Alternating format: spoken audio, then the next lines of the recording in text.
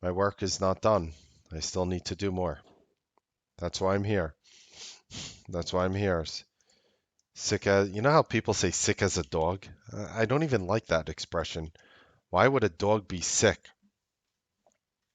You know? We're good on YouTube, West Side, East Side. Ready? We're good? Ladies and gentlemen, how to avoid the market moving political drama and the psychology behind being mentally flexible, which is a very important trait if you wish to be successful. I am Mark Melnick, and this is the Newsbeat Show.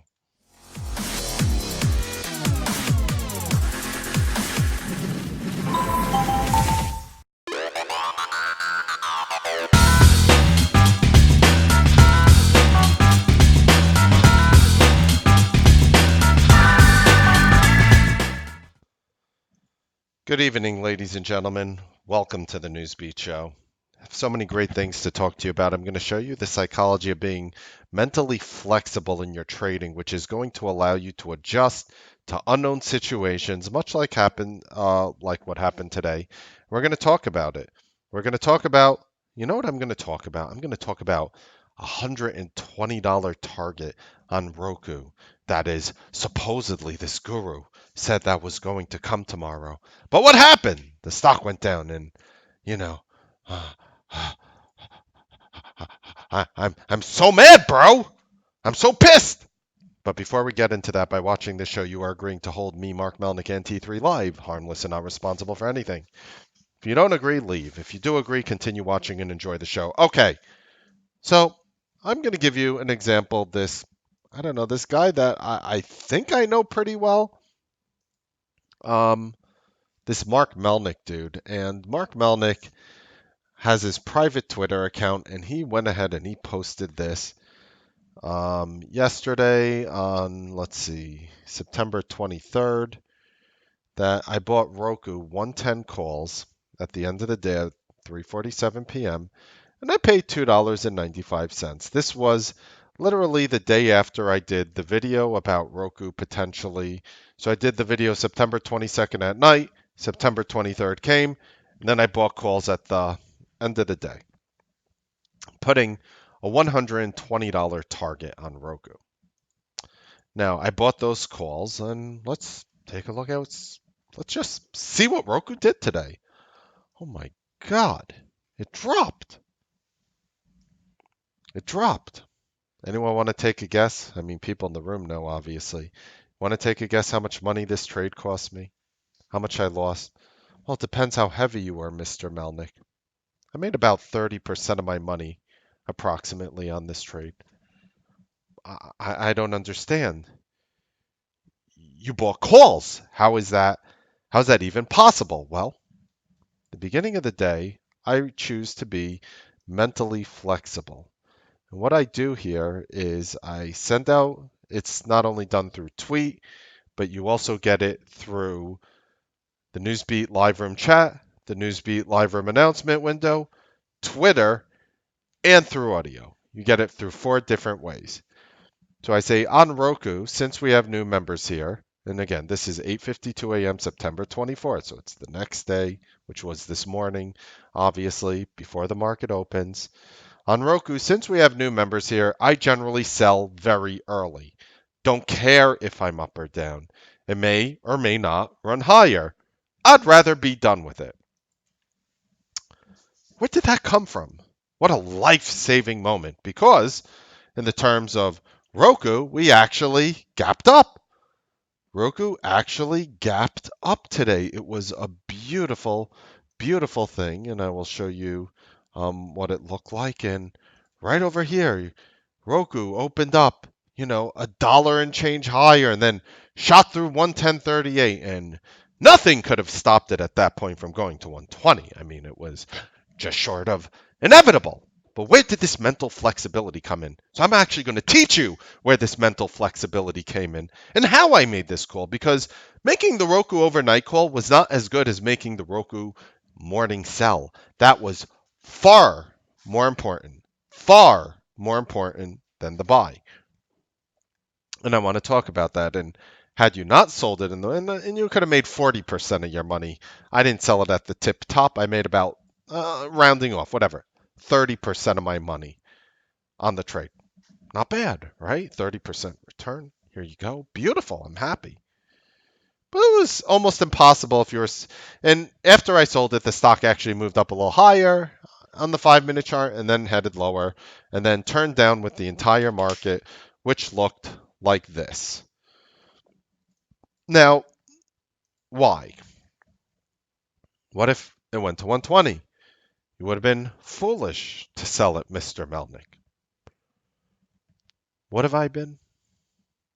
So I bought it yesterday when the stock was around 107.70, 107.80, and I sold it when it was about 110 today. The stock went up like $2 and change from where I bought the calls yesterday, and I was good for 25, 30%, whatever the number is. I don't care to look at my exact fills right now. Even rounded down 25% or 30%. Now, what if it ran to 120? Well, probably would have been up a good, if I held it to 120 and I bought it, I probably would have been up a good 600% of my money as opposed to a paltry 25%. I'm going to teach you how to be mentally flexible on all your trades. Just feel me out on this. But you need to understand what is actually happening here. If you are one of those traders out there who sees a target and doesn't want to manage the market, you're running a full-time job, you're trying to be this intraday trader in and out, and you're not managing your positions intraday because you had a meeting with the boss or whatever, maybe that's you. That's going to be very hard to manage a position. Or maybe you're the person who says 120 target, there's no way I'm taking off a single option contract or common share until it hits $120. And that might be you as well. And what you are likely suffering from, if that is you, is the nonsense on Wall Street that told you that you had to be rigid every single time. Notice rigidity, being rigid, being not flexible, inflexible, unflexible, whatever. It's always used in a negative connotation. You ever notice that? It's never like, wow, look how rigid that person is. That's amazing. Nobody ever says that. Stiff as a board, not really used in the most positive terms. There's generally a negative connotation applied to it. The truth is, being like that in trading is phenomenally negative. Now, I'm reading in the morning what's happening. Well, I see that the President of the United States is scheduled to talk at around 10 a.m., 10 a.m. to 10:15 a.m. at the United Nations. What's the first thing I think? What would be the first thing you think if you heard that? Well, some people have moronic, idiotic, stupid, worthless thoughts. Like, I love the president, or I can't stand the president, or I have no feelings for the president, and it has nothing to do with your trading, and that will be toxic and will hurt your P&L. Or you have people who said, well, the POTUS is talking. You know what I'm going to do? I'm going to be in cash because I don't know if this stupid market's going to shoot up or this stupid market's going to shoot down. And I'm not here for a coin flip. I'm here for an edge. I have no idea what the president is going to say. I have no idea how the market is going to interpret the information the president says. So I'm going to stay on the sidelines. Oh my, bing, eureka. Oh my God, Mark, that's brilliant. So you're wondering why I'm dumping my positions and I'm just standing on the sidelines? Want to know why? Because of that. And I didn't know the market was going to plummet off it. If you did, you should have been shorting your brains out, right? Because this is what the market did after the POTUS started talking. I knew there would be drama. It could have been very helpful for my long position in Roku. It could have been very bad for my long position in Roku. And it's not personal to Roku, whether you were in Apple, whether you're in Facebook, whether you were in Netflix, whether you were in Google, whether you were in Macy's, whether you were in Citigroup. I don't even know what these stocks did. JP Morgan, oh, that one also down. Doesn't really matter. For the most part, it doesn't matter what you are in. The stock market went down. So that's why when people are talking strategies and they're like, enter here, target here, stop loss here. It's a scam that is designed to look pretty on the outside and smell like the worst fecal matter on the inside. Because, unfortunately, by following and adhering to such a psychologically toxic strategy, you are ensuring that you will fall victim to some random geopolitical nonsense in which not one trader can predict. But what we can generally do as traders is predict that drama beforehand and adjust accordingly. Now, I know some traders who are like, I'm going to hold calls into this UN meeting, or I'm going to hold puts, or I'm going to be long common stock, or I'm going to be short common stock into this. And then they're short and the market plummets and boom, I had a big day. Those are the same traders who don't know what consistency smells like. And I'm not saying they're not taking good risk reward. I'm not saying they don't have good risk money management. I'm saying they are subjecting themselves to situations which really nobody truly knows with any conviction what will or will not happen. So, what I like to do running a room is try to get people away from those situations because there's easier things to call. Now, for me, I had a very small 4-figure day, nothing to hang up on my refrigerator. Nothing. It wasn't anything serious, it wasn't anything big, it wasn't anything super exciting. But, but, when it comes to being mentally flexible, you have to understand the psychology of it. And there's a very simple thing that, and we're going to teach you, we're going to delve into how to be mentally flexible as a trader and why it's so important. So, in a market which has a lot of geopolitical drama, I'd rather not be in a position for a while. The funny thing, the biggest scam about people who are like, entry, target, stop loss is they never tell you how much time you have to be in the trade. They never say entry, target, stop loss, and this trade shouldn't last more than 20 minutes. That would be completely different. They don't do that because they can't do that. It's very easy to look at any stock at any price and call a 2-to-1 risk reward. In fact, the best rooms on Wall Street that I have seen are able to do that about 32% of the time. Was the best I've seen, and that was months ago. So any room that is telling you enter here, stop here, take target here, most likely if you take every single one of those trades and don't filter them out using whatever advanced methods or your methodology of doing it, if you just take every single trade that's offered with a enter here, like whether it's a trade idea, whether it's a trade setup, whether it's whether it's whatever it is that makes you want to do that, if you take every one of them, and you go to the best, you'll probably be batting 32%, which guarantees you psychological toxicity. And there are people, and don't forget, when you bat 32%, there could be a month where you batted 65%. It's 32% overall. And these are the numbers in which people. Now, how would I know this information? Excellent question. The Newsbeat Live Room is the largest, fastest growing trading room in the nation. I have people coming to me who track their trades, who, when I ask questions, when they're in such said room, and I say, if you took every trade, how often would you be right or wrong? And they tell me the best number I saw was 32%. So it just tells me that, we were having an episode yesterday that talked about a mental edge or a technical edge if you're actually trading. Excuse me, I'm still a little sick. Excuse the coarseness of my voice. And most people said if they had an edge reading the charts, they would want to be right 70, 75, 80, 85% of the time. So what does it really mean to be mentally flexible? Well, believe it or not, this seemingly straightforward question is actually quite difficult to answer. Some people are flexible when it comes to changing dinner plans.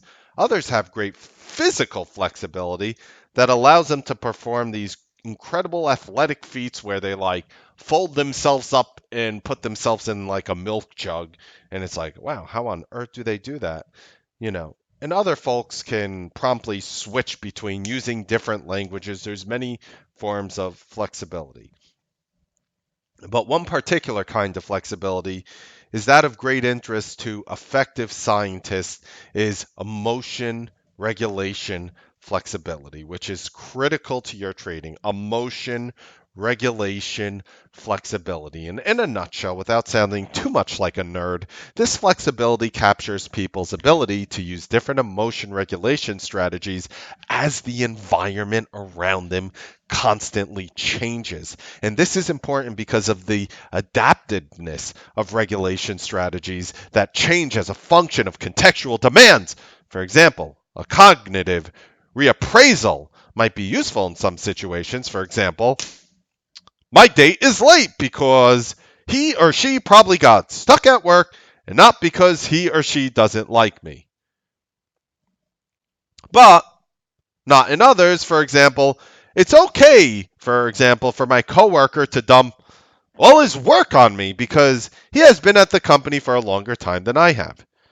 Similarly, a mostly maladaptive strategy, such as avoidance, might be helpful sometimes. For example, declining a lunch invitation from an obnoxious coworker. Like for me, if Patrick Haw asks me for a lunch invitation, I will decline it. But not at other times. For example, like procrastinating when we are in charge of finishing a time-sensitive project at work. Importantly, there's growing evidence suggesting that the flexibility with which we implement emotion regulation strategies might be key to our mental health and our trading success.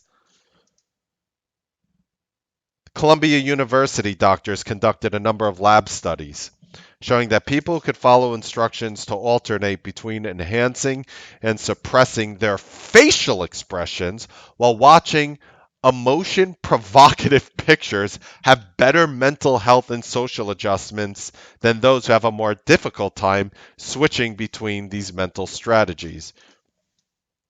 In addition, a study they published found that the variability with which people used acceptance and reappraisal across a number of situations was a better predictor of mental health than the simple average extent to which participants implemented these strategies. In English, if you could look at a trade and not get super excited and not get super beaten up, down, frown, happy, if you are able to control that when you trade, you are more likely going to be mentally flexible. So as you go through your trading day, do you notice that you use different regulation strategies in different situations? For example, accepting, reappraising, distracting, criticizing yourself, worrying about the future, your trade, whatever's on the table, ruminating about the past, getting stuck in obsessive thoughts, engaging in emotional eating, using substances, alcohol, cigarettes, drugs, and so on? Or do you find it easy or difficult to switch among these strategies? Does it get easier or more difficult in certain trading environments? So the problem is a lot of people lack flexibility in trading, and this is going to ultimately hurt you as a trader. You see, a lot of traders, what they try to do is they try to become what I like to call heartless SOBs, heartless son of a Bollinger Band. And these heartless SOBs have no emotion. Believe it or not, even though they have had their soul and humanity sucked and extracted from their withered, shriveled self, there are actually, believe it or not, some benefits. There are actually, believe it or not, some benefits to improving that, to improving their trading through that. So let's talk about things that you could do to improve on it. The first thing I'm going to give you exercises and the science behind it, of course, as we love science behind things. I will say that in an environment like this, which is so geopolitically dramatized, if you are in a position, don't look at it. Again, I can't legally tell you what to do in a trade, but I could tell you what I do. I don't really look at my trades anymore as I bought here, it has to go here, or I'll get stopped out here. I look at my trades more often for how long am I in this trade? And most people like to look at their trades in terms of price-based action, meaning I bought at $10, my stop is 9.50, my take profit is 11 bucks. That's 2 to 1 in my favor. What could go wrong? I get stopped out or I make the money, right? Instead of looking at it numerically, ladies and gentlemen, what I like to look at it as is as chronologically, and look at it from a chronological standpoint where you're in a trade for 1 minute or 5 minutes or 15 minutes or 30 minutes. But if you're sitting there when there's the president is at the United Nations addressing the United Nations, you are more, and you're sitting there holding a trade with a target, and the trade just happens to last a long time because for whatever unknown reason, it didn't stop you out, or your take profit, your target profit didn't hit. You are more likely to subject yourself to random geopolitical situations, which is inevitably going to cause so much psychological toxicity that you are going to doom yourself in the long run as a trader. Even if you held and you made a ton of money today, God bless you, it's going to end up biting you in the you know what, on the arm. It's going to bite you on the arm. So let's talk about ways that we can actually start increasing your emotional flexibility.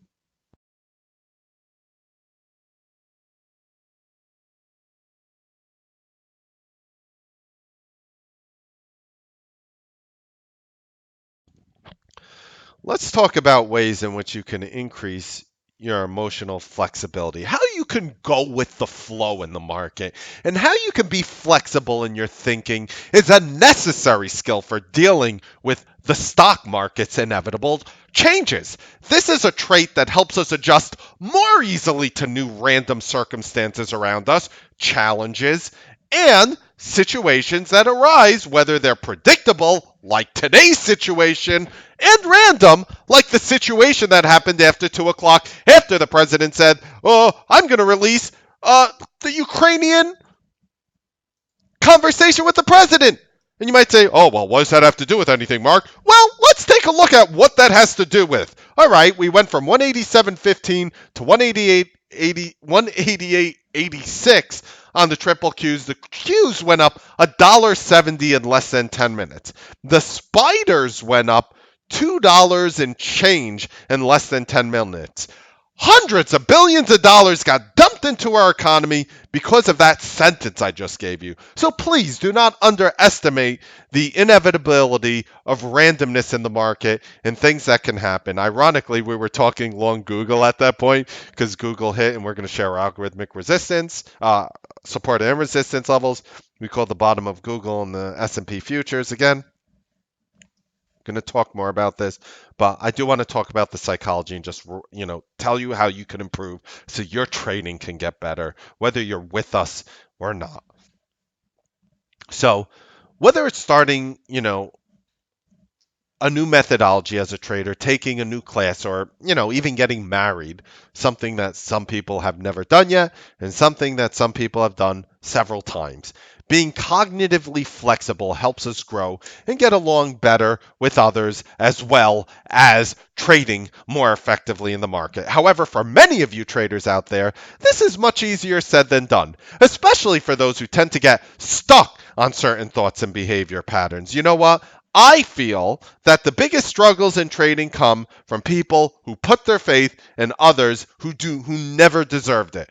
And some people try to earn your faith through several different ways. Some people will try to earn your faith by showing you flashy objects, showing you expensive cars, showing you expensive houses, showing you the yacht, taking a private jet and pretending that they're phenomenally wealthy, like they do it every single day, and then taking pictures from the private jet.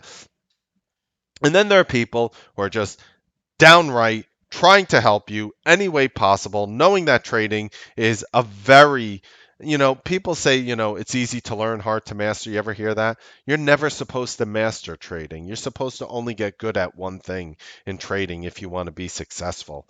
For many people who are stubborn or argumentative or oppositional, you worry constantly and you get upset when things don't go your way. You might be uncooperative or automatically say no to things or have conditions such as addictions or OCD, obsessive compulsive disorder tendencies, or eating disorders, and even road rage. And a common feature of all these is the difficulty of letting go of your prior thoughts and behaviors. The good news is that there are some simple strategies you can incorporate into your life that's going to help your trading become more flexible and adjust more easily to change. And of course, we're going to be doing Health Beat episodes more often. I was thinking of making the Health Beat episodes on Sunday, right before we do our newly added group coaching, which is included for every Newsbeat Live member. For those who are struggling, you could come once a week and have somebody, a nerd like me, deep delve into any of the questions that you might be asking. And one of the things that you could do is you have many serotonergic, seroton, seroton, serotonergic is the word for serotonin. Serotonergic is the word. I'm telling you, I did not do well on my verbal SAT. you know, there's many serotonergic fibers within your brain, and people who tend to be rigid in their thinking have a deficit of serotonin. For many, a diet with a higher ratio, for example, of complex carbs to protein can be very helpful for you stubborn son of a Bollinger Bands. In particular, you might try adding chickpeas or sweet potatoes to your diet because these foods help boost serotonin, are high in fiber, and are very low on your glycemic index. Serotonin levels can be raised by eating foods rich in L-tryptophan, which is a building block of serotonin. And of course, everybody knows tryptophan from turkey. You eat a lot of turkey on Thanksgiving, you pass out, but chicken has it as well. Salmon, beef, nut butters. I would stay away from peanut butter. I would go with an almond butter or a cashew butter. Pistachio butter is okay. Also, sunflower butter, believe it or not, is delicious. Eggs, green peas, things like that, but try to stay away from the bread. Another way to increase your L-tryptophan in your brain, which is going to make you more mentally flexible, is by exercising. The next Newsbeat show, you're going to get to watch me, Mark Melnick, exercise. All of me, and you're going to see me do the exercise that I do every single day before I trade, which helps blood flow and everything to my brain. Of course, consult with your, was it physician or doctor before doing any exercise. But we will be showing you that on our Health Beat episodes. Exercise is also going to increase your energy levels, reduce your worries while you're in a trade, and can distract you from the repetitive, negative, psychologically toxic thinking patterns that do get stuck in your head. And another thing I want to talk about, which is it has been so useful for me, is practice thought stopping. I'll explain. An important part of gaining control over your negative, repetitive thoughts as a trader is to become aware of them when they occur. You're sitting there every day, oh my God, F word this, and, Frankfurter, and all these things are going to go up against me, and then practice the technique of thought stopping. This is how I did it. Try envisioning a red stop sign in your head. I kid you not. Just feel me out on this one. Try envisioning a red stop sign in your head and saying to yourself, stop! The more you practice this, and by the way, my stop sign has an exclamation mark at the end. The more you practice this, the more you may feel control over your thoughts. You can also use a rubber band on your wrist and snap it when you catch yourself in a loop of negative thinking. This is almost like, the shock collars when you do something wrong. It's like, psst. I kid you not, I actually did the rubber band technique, and back in 2007, I was having two negative thoughts a minute, and some of them were trading related, some of them weren't. And every time I had it, I would take this rubber band and it would smack it on the wrist. I'm like, son of a. And then I would continue trading, have a negative thought. Oh, ah! I kid you not. I came home with bruises on my arm, and someone who is thankfully no longer in my life came to me and they were like, "What are you doing? Are you fighting with people?" Because I had so many negative thoughts. I had bruises on my wrist, but I'll tell you, it was a very profitable thing. It worked for me. I'm not telling you to beat yourself up, and definitely consult with a doctor before doing these things.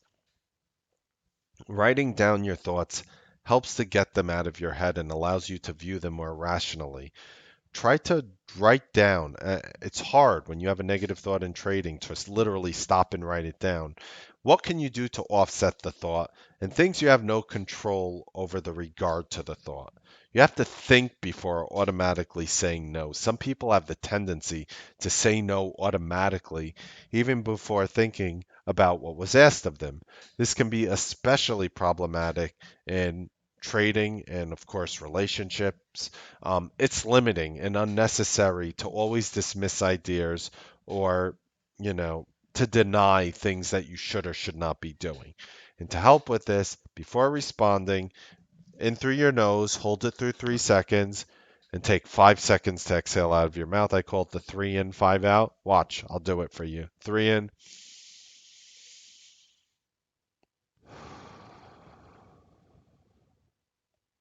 Already, my heart rate is calm. My neurological connections with my head cooled down. They're not sparking as quick. I'm ready to make a positive response. Using some of the techniques I just showed you can help you improve your mental flexibility, which can in turn ultimately improve your trading. The truth is, there will never be a book in trading that tells you every situation that can happen to you while you're in a trade. But if you can tell yourself that you do not want to be exposed to certain geopolitical events, you can be very nimble and exit trades for modest gains, modest losses, or even break even when you shouldn't be in the position anymore. This sort of thinking is a quality that I've seen in the best traders that I know on earth. So if you're having any of these negative things, just make sure that you try some of the things that I shared with you. Here's a good line. Here's a really good line that I have for you. Hold on. Okay.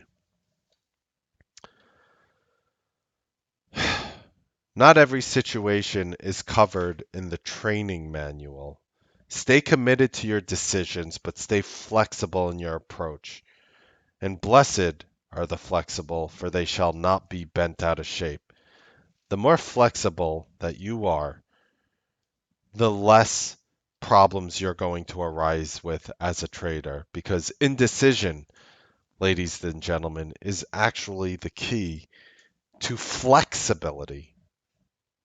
I hope you guys. Oh, wait, I still have some levels for you. I was gonna hope you guys enjoy this Newsbeat show. Go ahead and slap a thumbs up if you liked it.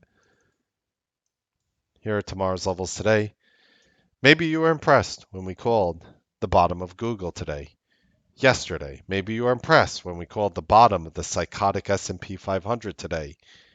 Yesterday, we gave you the level yesterday, 2961.07.